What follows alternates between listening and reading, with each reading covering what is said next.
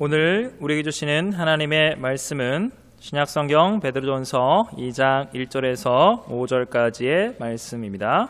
제가 이 성경으로는 378페이지입니다. 하나님의 말씀을 찾았으면 우리 한 절씩 교독하시도록 하겠습니다. 그러므로 모든 악독과 모든 기만과 외식과 시기와 모든 비방하는 말을 버리고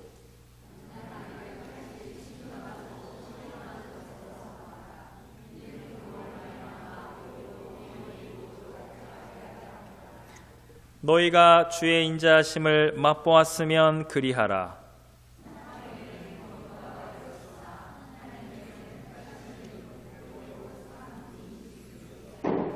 우리 다 같이 읽겠습니다. 너희도 산돌같이 신령한 집으로 세워지고 예수 그리스도로 말미암아 하나님이 기쁘게 받으실 신령한 제사를 드릴 거룩한 제사장이 될지니라. 이것은 하나님의 말씀입니다. 아멘.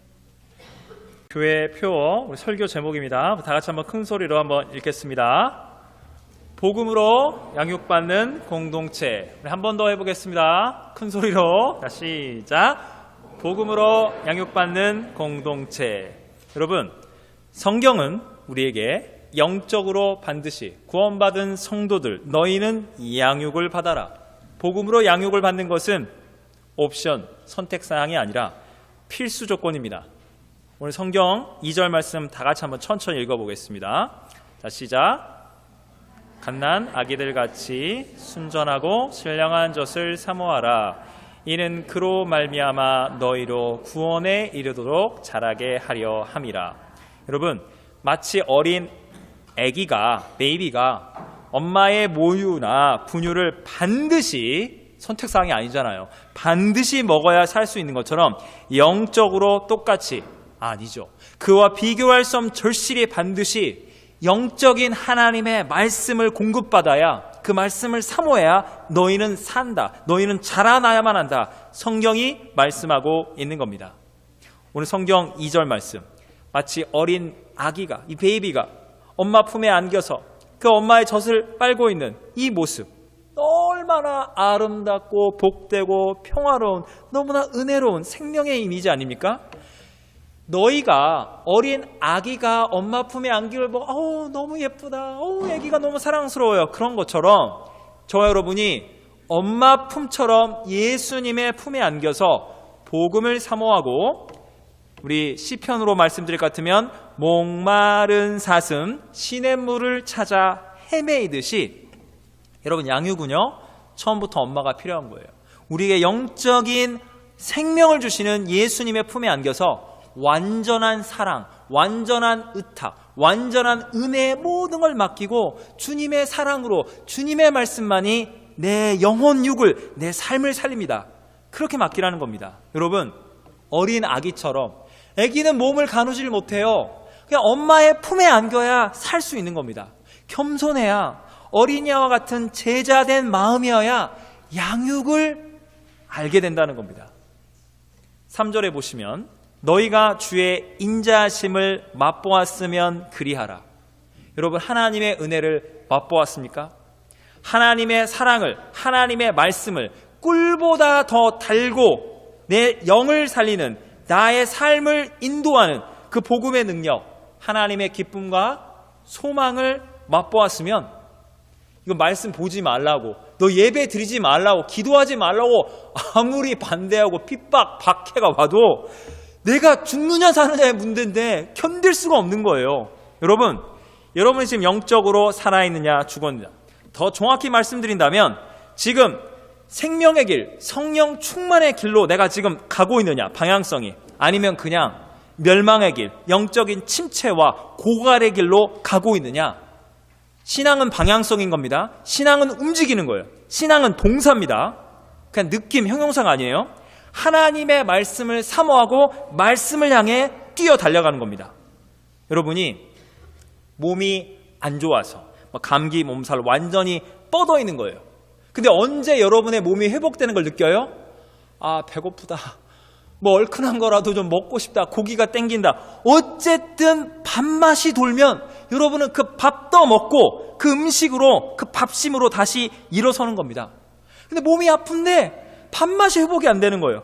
그럼 영양분이 공급되지 않습니다. 갈수록 쇠약해지는 겁니다. 환자분들, 특별히 연세가 많은 고령의 어르신분들 꼭 밥 세끼 잘 드시도록 챙겨드려야 하는 거예요.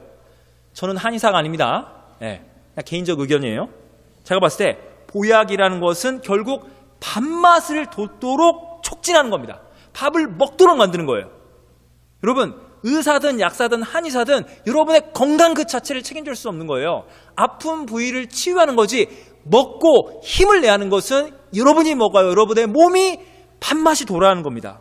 여러분, 아기는 엄마의 젖으로, 분유병으로, 어른들은 이빨로 꼭꼭 씹어서 음식을 먹는 것처럼 여러분은 영적으로 살아있고 살기를 원한다면 하나님의 복음을, 말씀을 영적으로 사모하고 반드시 쪽쪽쪽 빨아먹고 꿀꺽꿀꺽 씹어 삼켜야 하는 겁니다.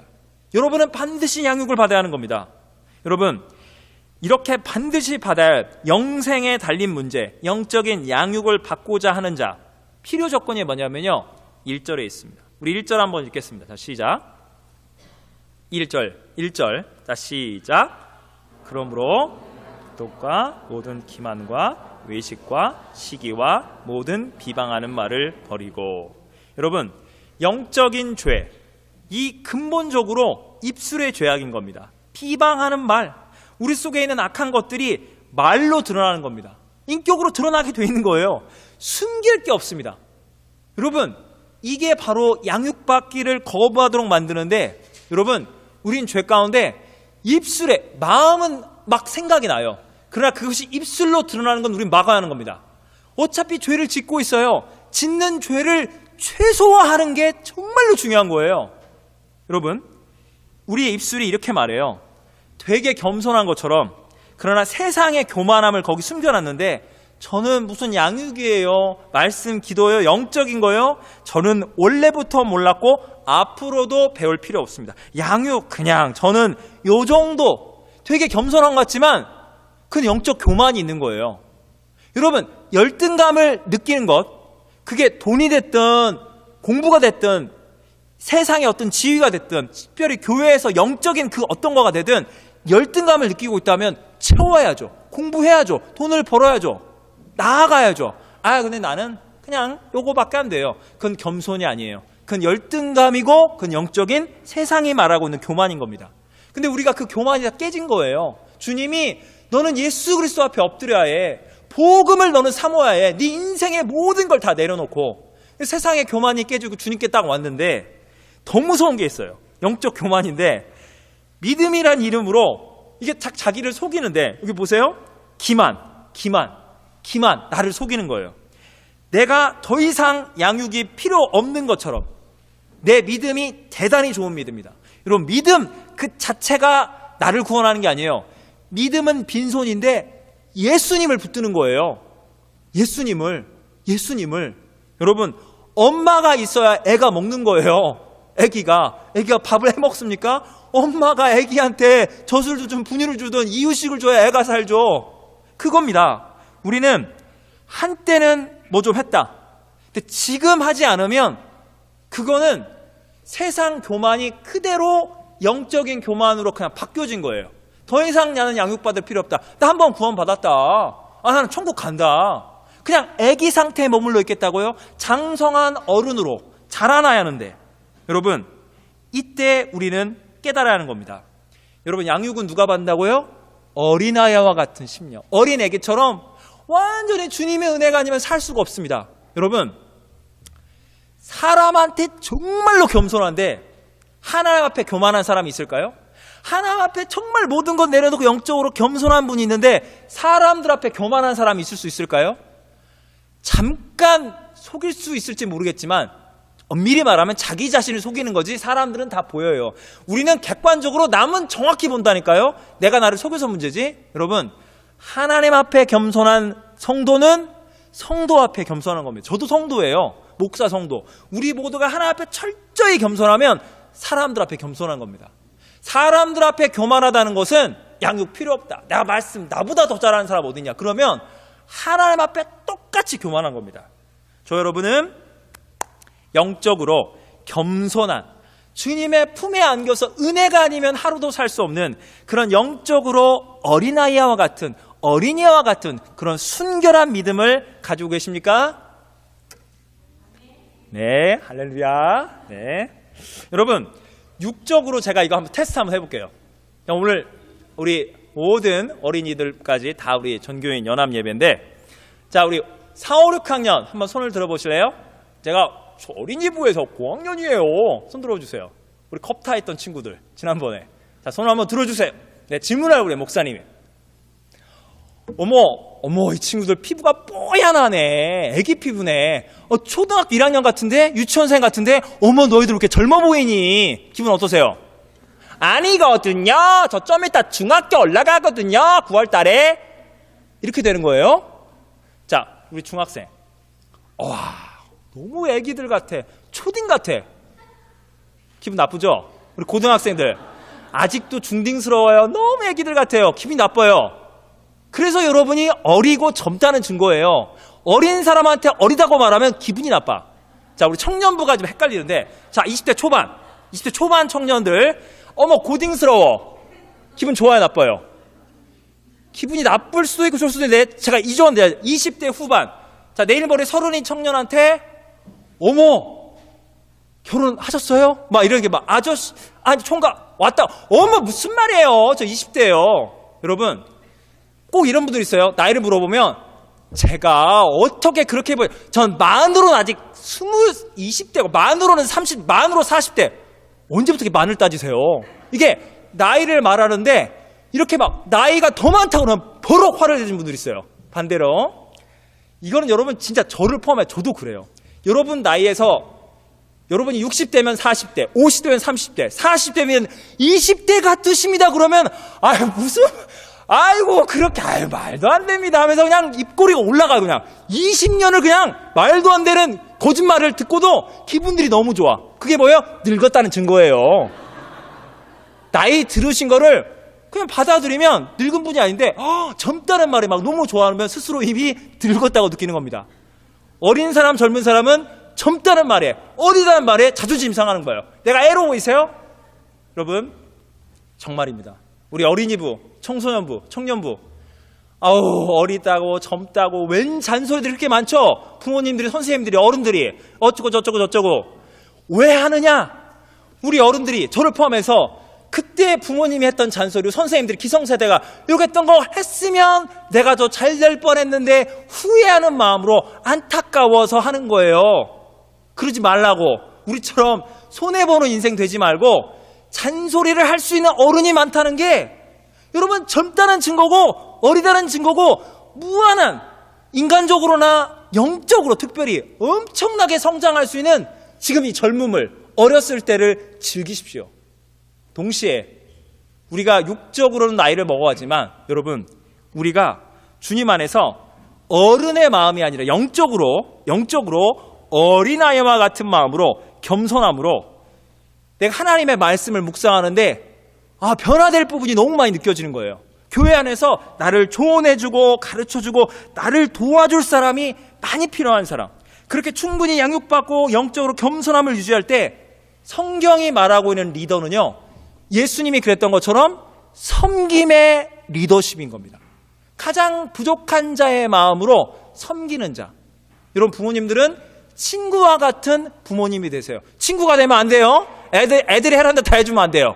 친구와 같이 나도 너의 마음을 이해하는데 충분히 대화하시면서 그러나 어린이 그 애들이 그땐 그런 말하면 서운하잖아. 내가 말을 잘 돌려서 그러나 올바른 길로 내가 인도해야지. 이렇게 섬기는 마음으로 내가 똑같이 어린이와 같은 마음으로 청년의 마인드로 이제 막 예수님 믿은 새신자의 마음으로 겸손한 마음으로 섬겨주려고 도와주려고 이게 오해가 될까봐 상처가 될까봐 말 한마디 행동 하나 조심하면서 여러분 그 섬김의 리더들 양육받고 자라나기를 원하는 사람들 내가 여전히 부족함을 느끼는 분들이 많을 때 자라남을 양육을 사모할 때 주님이 기뻐하시고 우리 교회에 구원받고 양육받고 자라날 영혼들을 주님께서 많이 보내줄 것입니다. 여러분 이 베드로 전서에 보면 2장 1에서 이 5절 사이에 보면 어린 아이의 품에 안겨서 신령한 젖을 사모하라. 이렇게 어린 아기가 성장하는 이 은유, 이 이미지로부터 여기 성경 말씀 2장 4, 5절 보면 건축, 교회가 집과 같은 거예요. 이 공동체가 건축되는 돌과 같이 이게 차곡차곡 쌓이는 이 이미지로 개인에서 공동체로 그 이미지가 딱 바뀌어지는 것을, 이동하는 것을 보게 되는 겁니다. 1에서 3절은 개인이, 아기들이 젖을 빨아먹듯이 개인의 영적인 성장을 말한다면 이제 신자들의 공동체로 성경이 움직이는데, 교회는 예수님의 몸은 살아있죠. 근데 살은, 육신은 이렇게 피와 막 움직여 근육이 있고 유기적입니다. 그런데 2장 4절 다 같이 한번 읽겠습니다. 자, 시작.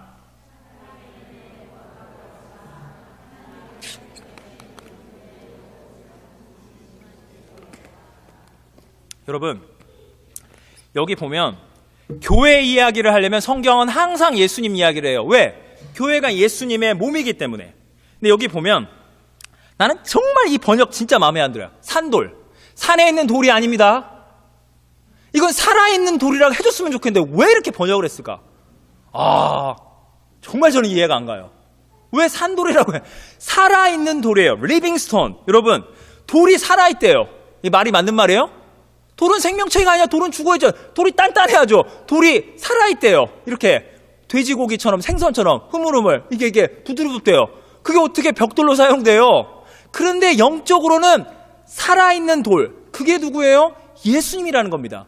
여기 보면 사람에게 버림받았으나 하나님 나라의 기초돌, 모퉁이 돌인 하나님 나라를 세우시는 하나님 나라의 본질이신 예수님이 오셨는데, 보배롭고 살아있는 돌이 오셨는데, 이 악한 세상이 자기 자신을 속이고 교만하고 비방하는 저 예수 가짜다, 사기꾼이다, 가짜 메시아다, 십자가에 못 박아 죽여버려, 우리 보고 회개하래, 우리 성전이 가짜래, 우리 유대교가 가짜 종교래, 자기가 왕이래, 우리 보고 가짜 왕이래, 저거 죽여야겠다. 그래서 하나님의 아들 예수님을 세상이 죽인 거예요. 그 돌을 갖다 버린 거예요. 예루살렘 성전 문 밖으로. 그런데 하나님은 하나님의 아들 예수님이 이 땅 가운데 오셨을 때 영원부터 영원까지 아버지는 아들을 버리지 아니하십니다. 성경이 이렇게 말하는 거예요. 세상이 버렸으나 아버지 하나님은 영원부터 영원까지 예수님을 선택하시고 예수님은 나의 아들이라는 거예요. 하나님이 하나님의 아들을 결단코 버리지 않으시고 세상이 십자가에 못 박여 죽인 예수님을 하나님은 부활시키고 하나님 나라의 모퉁이 돌을 삼아서 그분의 십자가와 부활의 복음을 통하여 세상의 죄를 심판하시되 세상의 죄인들을 용서하시고 구원하시는 이 땅의 영원한 생명과 진리의 공동체, 예수 그리스도의 십자가와 부활, 그분의 성육신, 그분의 승천, 그분의 다시 오심을 증언할 예수님의 생명으로 넘치는 살아있는 교회를 세운 겁니다. 그래서 예수님이 살아있는 돌인 것처럼 여러분 한 사람 한 사람이 예수님 안에서 살아있는 돌이 된 겁니다. 여러분은 한 사람 한 사람은 살아있는 거예요. 그래서 돌인데 살아있습니다. 살아있기에 여러분은 아까 성경이 말하고 있는 것처럼 어린아기처럼 살아있고 영적으로 양육받고 늘 아기가 어린이가 되고 청년이 되고 어른으로 장성해 가듯이 역동적으로 살아 움직이는 유기체 마냥 여러분 생명력이 있는 돌이 된 겁니다. 그런데 여러분 보세요. 돌과 돌이 쌓여서 연결돼서 하나님의 교회를 세우는데 여러분 나는 누군가 위에 벽돌이 쌓여진 거예요. 무슨 말인지 아세요? 내가 예수님을 모르고 내 신앙이 부족하고 내 인격이 세상 것인지 성경적인 건지 구분도 못하고 그냥 뭘 모르고 신앙생활 시작했는데 누군가가 여러분을 이렇게 잡아주는 거예요. 선생님이 될 수도 있고 어느 집사님이 될 수도 있고 어느 권사님이 될 수도 있고 어느 장로님, 어느 목사님, 어느 전수사님들이 믿음의 선배들이 믿음의 성도들이 여러분을 품어주고 여러분의 부족한 인격을 그분들의 물론 그분도 부족하지만 나도 다 그랬어 하면서 덮어주고 용납하고 용서하고 품어주면서 여러분이 너도 벽돌이야, 너도 영적으로 살아있는 돌이야, 당신도 성도입니다, 하나님의 사람입니다. 누군가 위에 그 공동체 위에 그 사람들의 헌신과 희생 위에 여러분이 차곡차곡 세워졌고 여러분이 세워졌다면 양육을 받았다면 누군가가 여러분보다 더 부족한 인격과 신앙에 정말 신도 모르는 분들이 아이고 예수님 안에서 당신은 구원받고 자랄 수 있습니다. 여러분 위에 또 다른 벽돌이 살아있는 돌들이 세워지고 연결돼서 여러분 천국에는 사망도 고통도 상처받을 일도 죄질 일이 없어요. 그러나 여기 지상의 교회는 건축 중이에요. 현재 진행형. 여러분 교회 건축을 하면서 막 벽돌이 세워지는데 야 이거 아직도 안 세워졌어 이런 교회 없어요. 야 지금 석 달 뒤에 6개월 뒤에 야 또 300석 1000석 만들어지냐 막 청년부들 가고 어른들도 막 퇴근해서 오고 막 헌금하고 막 교회 짓는데 너무너무 재밌는 거예요. 그게 교회당 건물 짓는 게 그렇게 재밌다면 영적인 공동체에 살아있는 돌들이 벽돌이 하나씩 쌓여가는 모습, 그게 세상을 이기는 진짜 생명의 교회인 겁니다. 외형적으로 아까 말씀드린 것처럼 교회 건물은 의리아리하게, 교회 조직 막 프로그램은 막 빵빵한데 영적으로 서로를 벽돌되어서 누군가 위에 쌓여지고 누군가를 내 위에 쌓여지는 이 영적인 유기체와 같은 관계가 없다면 그는 안에서부터 상처받고 밖에서는 세상과 사탄의 조롱거리가 되는 거예요. 주님의 마음을 아프게 하는 겁니다. 여러분, 영적인 성장, 양육, 관계의 언어로 공동체가 풀어갈 때 교회는 바로 세워지는 겁니다. 여러분, 구원은 양육과 늘 하나로 연합되는 겁니다. 아기가 태어난 거예요. 응애! 와, 태어났어. 네가 알아서 밥 먹어. 그거는 아동학대죠. 여러분, 아기가 태어났으면 태어났기에 이제부터 그냥 키워줘야죠. 얼마나 많은 기저귀를 갈아줘야 할까요? 얼마나 많은 이유식을. 도대체 거의 무한정 육아에 스트레스를 받고 있는 30대 젊은 부부들이요. 여러분, 힘을 내십시오. 곧 끝나요. 그때가 그리워진다는 말도 안 되는 소리를 들리시죠? 여러분, 다 그렇게 됩니다. 그래서 할머니, 할아버지 손자만 아니면 손녀만 쭈쭈쭈쭈 그냥 난리예요. 그냥 애가 해달라 다 해주는 거예요. 할머니, 할아버지가. 그때 내가 막 뭣도 모르고 키운 게 아쉬워서 그때 내 자식이 또 아기를 가져와서 내가 그때 더 사랑해 줬어야 하는데 후회하는 마음으로 이제 또 너무 그냥 은여은여 하다가 할아버지, 할머니 우습게 여기고. 여러분, 즐기세요. 영원하지 않습니다. 여러분, 영원하지 않습니다. 여러분, 성경이 우리에게 말하고 있는 것은 이거예요. 기도는 양육을 받는다는 것은 말씀을 배우고 기도 생활이 시작되는 건데 1단계. 자, 보세요. 교회를 다니는데 주일학교든 뭐든 그냥 주일 성수하는데 어른부터 교회를 그냥 어거지로 좀 끌려오듯이 학교 가기 싫은데 학교 다녀서 초등학교, 중학교, 고등학교 졸업장 받듯이 그래도 내가 교회는 가야지. 별로 갈 마음도 없는데 1단계. 기도는 그냥 주기도면 하나보다 대표기도 누가 하고 뭐 친교기도 기도 하나님 아버지 이거 해주세요. 그냥 뭐 하라니까 뭐 그냥 기도가 해야지. 그냥 말씀이 오는데 그냥 왔다가 지나가요. 기도가 그냥 상징 행위, 형식에 불과한데 어느 날, 어느 순간, 어느 때부턴가 2단계 하나님의 은혜. 여러분, 이거 진짜 하나님의 은혜예요. 이거 사람이 어찌할 수가 없어요. 그 하나님의 은혜를 입고 내 믿음이 반응을 하는데 어머나, 여러분, 저도 그랬거든요. 20살 때 예수를 만난 이후에 주보에 우리 목사님 1, 지금 여호수아 3장, 그 다음에 2, 막 예화도 다 적고, 이 주보에 그냥 볼펜 가져와서 말씀을 막 요약을 하는 거예요. 여러분, 이런 일도 여러분 안에 곧 일어나시기를. 그 다음에 이 성경 공부가 좋냐, 성경 공부 찾아다니고 어디 훌륭한 부흥 강사님 오면 말씀에 은혜 받으려고 진짜 이제 내가 이 엄마의 이 꿀보다 더 하나님의 말씀을 깨닫게 되고 그걸 사모하는 거예요. 성경 공부가 어디냐, 어디 성령 충만 받을 때가 어디 뛰어다니고 소위 영적인 사람으로 변화가 왔습니다. 이게 2단계예요. 근데 3단계가 뭔지 아십니까? 저는 저와 여러분 모두가 올 한 해 다 3단계로 오시기를 원하는데 3단계는 있잖아요.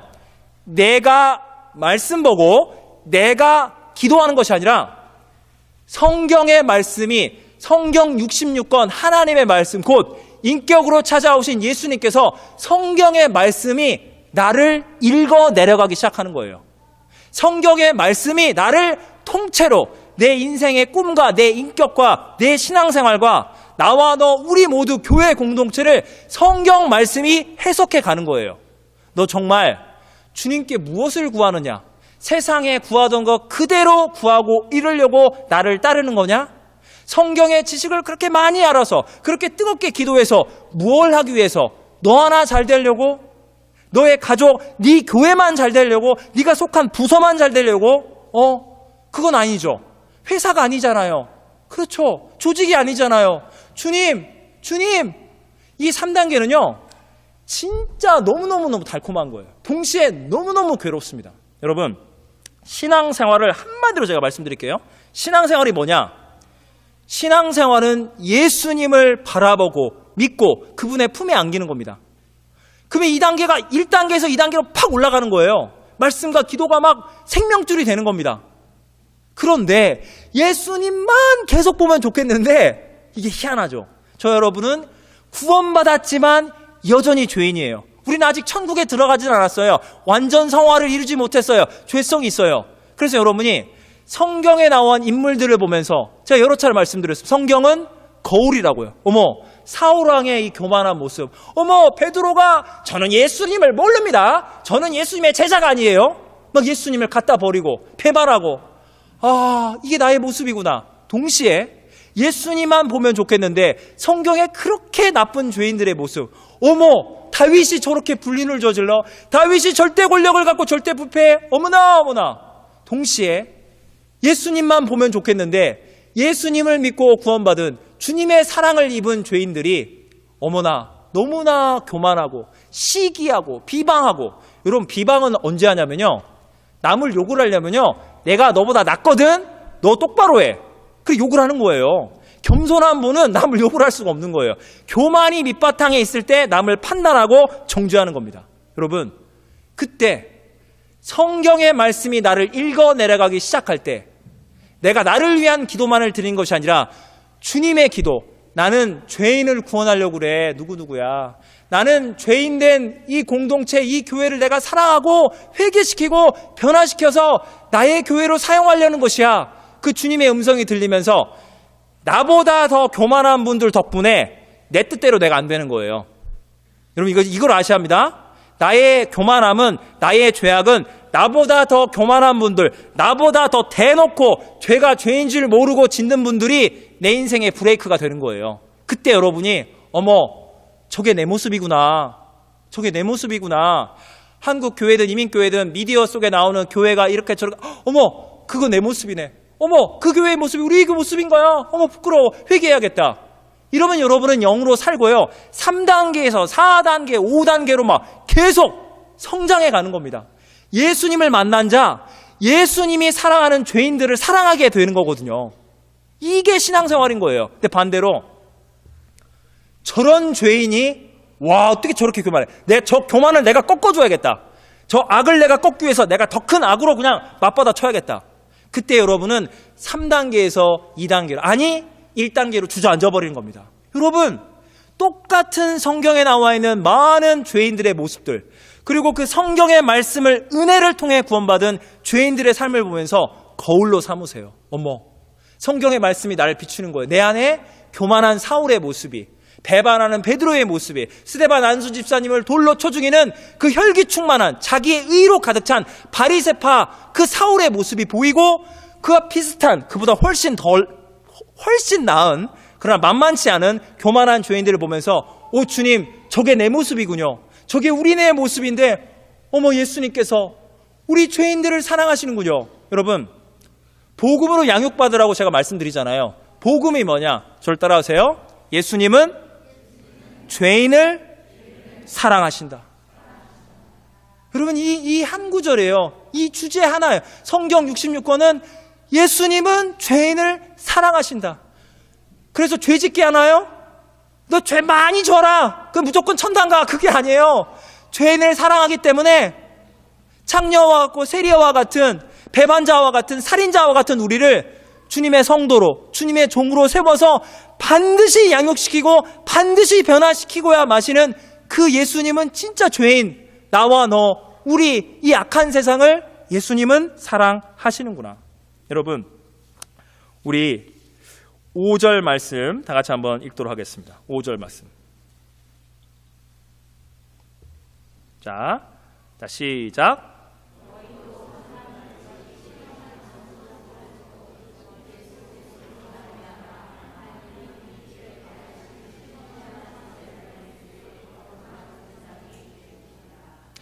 여기 제사장이 되라고 말씀하십니다. 여러분, 예수님은 살아있는 돌, 살아있는 생명의 돌, 그분은 반석이십니다. 그분의 반석 위에 저와 여러분은 여전히 죄짓고 상처받는 연약한 죄인들이지만 완전한 반석이신 흔들림 없이 우리의 구원을 완성하셨고 끝까지 우리의 구원을 책임져 주시는 예수 그리스도의 그 이름, 그 복음 위에 여러분은 서 있는 거예요.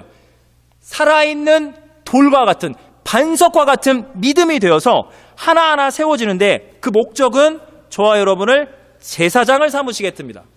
여러분, 구약에 보면 출애굽기 28장 15에서 29절을 보면 제사장들이 가슴에다가 이 한 뼘 크게 여기다가 이스라엘 12지파를 상징하는 보석을 달고서 하나님 앞에 목숨 걸고 죄사함의 제사를 속죄제든 화목제든 드리기 위해서 나아가는 겁니다. 그래서 이스라엘 백성은 죄사함을 받는 거예요. 그런데 하늘에 속한 완전한 대장인 예수님은 저와 여러분의 모든 이름을, 모든 복음적인 이단이 아닌 하나님의 진짜 교회들의 그 이름을 다 가슴에 품고서 하나님 품으로 나가는 겁니다. 여러분은 예수님과 함께 그 주님의 십자가에 찢겨진 몸과 흘리신 보혈 안에서, 주님 안에서 여러분은 하나님 나라 안으로 하나님 앞에 예배드리며 나가는 거예요. 그래서 여러분은 더 이상 프리스트, 제사장이 필요 없어요. 구약의 모든 그런 동물 제사, 율법을 지켜서 구원받는 이 모든 제사는 다 종료가 된 거예요. 그런데 우리 기독교잖아요. 유대교가 아니에요. 그런데 신약의 베드로 사도께서는 하나님이 우리를 예수님 안에서 그런 율법적인, 형식적인, 종교적인 제사장이 아니라 영적인, 인격적인 제사장으로 삼아주신답니다. 그 목적은 2장 9절에 보면 너희는 이 세상을 향하여 왕이신 예수님과 같은 왕 같은 예수 이름 앞에 모든 피조물이 무릎 꿇고 경배하니 그 영적인 예수 그리스도의 권세, 온 세상이 지옥도 무릎 꿇는 그 권세가 충만하신 예수님의 이름으로 너희는 제사장이 됐다. 그래서 2장 9절에 너희를 어두운 데서 불러내어 그의 기이한 빛에 들어가게 하신 예수님의 은혜를, 하나님의 은혜를, 아름다운 덕을 선포하게 하려 하심이라. 여러분, 제사장을 왜 세울까요? 구약의 제사장의 목적이 뭐였습니까? 이스라엘 지파를 대표해서 나가는 겁니다. 주님이 우리를 구원하신 완전한 대장이신 그분이 여러분을 제사장으로 삼으시겠다는 거예요. 제사장은 대표성이 있는 겁니다. 여러분이 예수님 안에서 하나님 나라를 위한 우리 교회 공동체에 서로 연결된 살아있는 벽돌처럼 차곡차곡 쌓이고 서로 연결돼서 한 몸 공동체를 이루듯이 저와 여러분은 세상을 향하여 나아갈 때는 여러분 한 사람 한 사람이 우리 교회를 대표하는 대표 성도로 나가는 겁니다. 우리 어린이부에는 어린이부를 위한 대표 성도가 있는 거예요. 청소년부를 위한 청소년부 대표 성도가 있는 겁니다. 청년부, 장년부, 우리 사역자에 이르기까지. 여러분, 우리는 하나님 안에서 은혜로 구원받은 겁니다. 주님이 우리에게 말씀하신 거예요. 여러분 한 사람 한 사람이 국가대표 선수로 부름받은 얼마나 심장이 터지겠습니까? 국가대표 선수로 필드에 나간 거예요. 슛! 골! 심장이 터지려 뛰는 겁니다. 내가 태극마크를 띄고 대한민국 뛸 수 있다니. 여러분 그것과 적어도 똑같은 심정으로 여러분 한 사람 한 사람이 나는 대표 어린이 성도다. 나는 대표 청소년 성도다. 나는 대표 청년 성도. 나는 대표 어른 성도고 나는 대표 사역자이다. 여러분 이 사명감과 책임감을 가지고 여러분 국가대표 선수들이 태릉 선수촌에서 이거는 그냥 특수부대 훈련 저리 가랄 만큼 죽느냐 사느냐 훈련을 받습니다. 왜? 국가를 대표하기 때문에. 그게 너무나 명예로운 일이기 때문에 땀과 피와 인생 뼈가 부서져라 연습을 합니다. 여러분, 저 여러분 2020년도 하나님이 여러분을 제사장, 이 헬리팩스 이 땅에 복음을 안에 양육받고 자라는 한 명의 어린이, 한 명의 청소년, 한 명의 청년, 한 명의 장년, 한 명의 사역자를, 직분자를 예수님은 부르시고 세우길 원하십니다. 그래서 너희들은 어린아이와 같이 하나님의 말씀을 사모하고 양육받고 자라나라. 주님의 교회 안에서 벽돌이 쌓이듯이 연결되듯이 유기체처럼 하나 되고 흔들림 없는 예수님의 반석 안에 세워져라. 예수님이 그러했던 것처럼 저 여러분이 세상을 향하여 하나님의 진리와 빛을 대표하여 전하는 주님의 성도들로 살아있는 영적인 돌들이 되시기를 예수님의 이름으로 축원합니다. 우리 기도하시겠습니다. 하나님 아버지, 사랑하는 우리 성도들에게 주님 복음으로 양육받는 올 한 해, 아니요, 우리 평생의 삶이 어린아이와 같은, 어린 아기와 같은 마음으로, 어린이와 같은 마음으로 주님 앞에 모든 것을 맡기고 겸손히, 주님, 저는 양육받기를 원합니다. 주님의 사랑으로 저를 세워주세요. 주님, 말씀이 이제는 들리고 말씀의 맛을 깨닫고 기도의 능력을 깨닫고, 그러나 동시에 내가 말씀 보고 내가 기도하는 것이 아니라 하나님의 말씀이 나를 읽어 내려가고 하나님의 뜻 가운데 주님의 기도가 나의 기도를 변화시켜 나가며 하나님의 말씀 안에 비춰지는 나 자신과 우리 죄인된 우리 모든 공동체, 우리 교회 불완전합니다. 연약합니다. 그러나 주님의 은혜와 사랑 안에 날마다 용서받고 변화받고 성장하는 하나님 나라, 우리 예수님의 꿈을 우리가 꿈꾸게 하여 주시옵소서. 주여, 그래서 3단계, 4단계, 5단계 주님 기뻐하시는 세상을 향하여